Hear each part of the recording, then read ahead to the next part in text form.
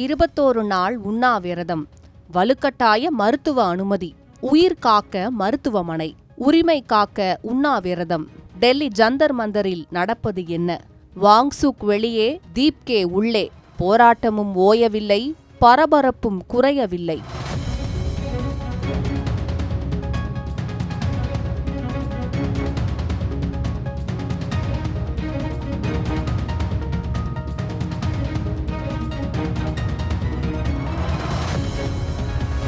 NEET வினாத்தாள் கசிவு விவகாரத்துக்கு தார்மீக பொறுப்பேற்று மத்திய கல்வி அமைச்சர் தர்மேந்திர பிரதான் பதவி விலக வேண்டும் என்ற கோரிக்கையை வலியுறுத்தி டெல்லி ஜந்தர் மந்தரில் நடைபெற்று வரும் போராட்டத்தில் கடந்த 21 நாட்களாக உண்ணாவிரதத்தில் இருந்த சமூக ஆர்வலர் சோனம் வாங்சுக் உடல்நிலை மோசமடைந்ததைத் தொடர்ந்து போலீசாரால் சப்தர்ஜங் மருத்துவமனைக்கு மாற்றப்பட்டார். டெல்லி உயர் நீதிமன்றத்தின் உத்தரவு மற்றும் மருத்துவ நிபுணர்களின் பரிந்துரையின் அடிப்படையில் உயிர் பாதுகாப்பை கருத்தில் கொண்டு இந்த நடவடிக்கை எடுக்கப்பட்டதாக டெல்லி போலீஸ் தெரிவித்துள்ளது.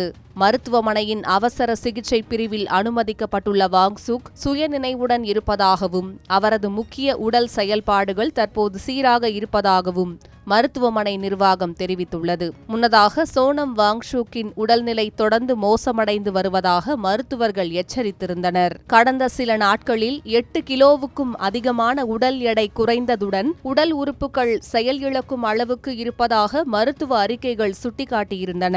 இந்த நிலையில் போராட்டக்காரர்கள் ஜந்தர் மந்தரை அமைதியாக காலி செய்ய வேண்டும் என்றும் டெல்லி போலீஸ் வேண்டுகோள் விடுத்துள்ளது. போலீஸ் நடவடிக்கையின் போது சிறிய அளவில் தள்ளுமுள்ளு ஏற்பட்டதாக கூறப்பட்டாலும் நிலைமை கட்டுக்குள் கொண்டுவரப்பட்டதாக அதிகாரிகள் தெரிவித்தனர். இந்த நடவடிக்கைக்கு எதிர்ப்பு தெரிவித்து போராட்டத்தை முன்னெடுத்து வரும் கரப்பான் பூச்சி ஜனதா கட்சியின் நிறுவனர் தானும் காலவரையற்ற உண்ணாவிரதத்தை தொடங்குவதாக அறிவித்துள்ளார். இந்த இயக்கம் நிற்காது. ஜூலை 20ஆம் தேதி நாடாளுமன்றம் நோக்கிய பேரணி திட்டமிட்டபடி நடைபெறும் என்று அவர் தெரிவித்தார்.